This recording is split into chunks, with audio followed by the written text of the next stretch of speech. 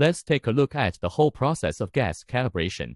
We are going to start by setting up some of our experiments, or some valve information. In this upper left corner, here's an experimental setup. One click, here's an experimental message.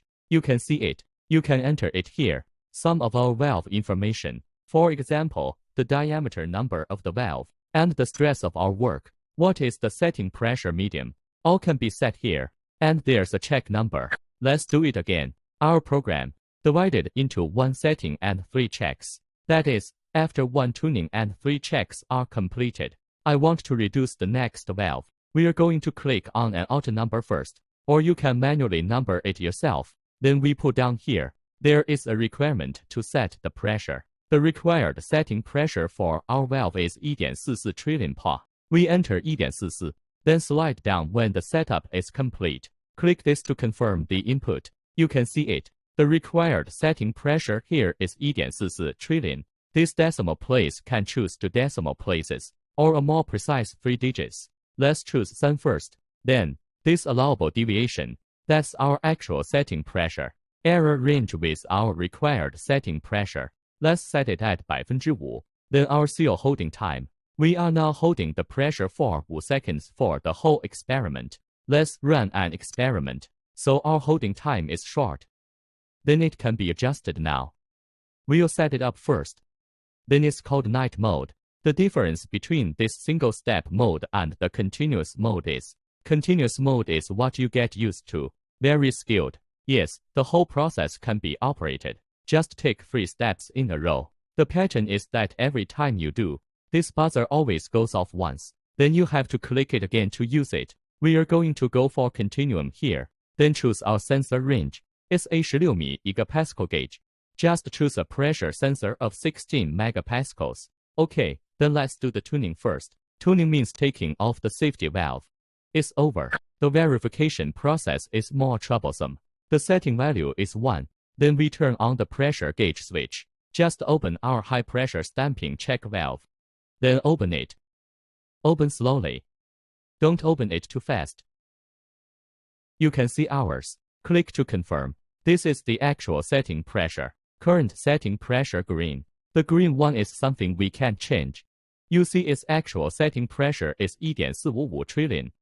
Then unload first after the setting is completed. Unload after closing it.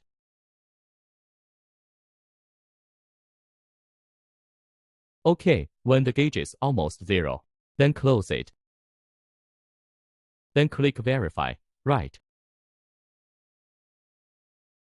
You can see it all here. Then this is every one of our reminders, operation steps. Then turn on the check switch. Okay. Then unload. Open unloading valve. Unloading is not full unloading. It is unloaded to 70% of the setting pressure. Then remind the boost again. Boost is to boost to 90% of the set pressure. Pay attention when boosting. Do not exceed the value prompted by others. Otherwise, seal and maintain pressure. I can't keep it. You can't keep it now. Look at the pressure drop within 5 seconds. This is the real-time voltage drop displayed. Okay. Then unload again. This reminder, unload to 890 billion.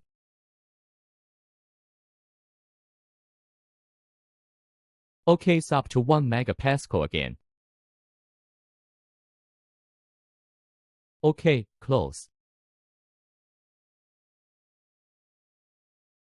And then the 3rd time.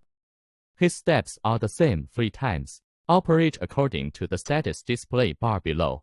Just do it. Then the 3rd secret. After the sealing and the pressure is completed, the system can be unloaded as a whole. Okay, so our entire gas calibration is complete. If the setting fails, there is no need for verification. When will the setting pass the verification? Then click Experiment and switch on this interface and click Query here. You can check our report just now. Click to query historical data. This click queries the historical data. Is to check this time period. all reports up to this time period. Changes can also be made. We won't change it here. We can just click to inquire. Okay, so that's what we just did.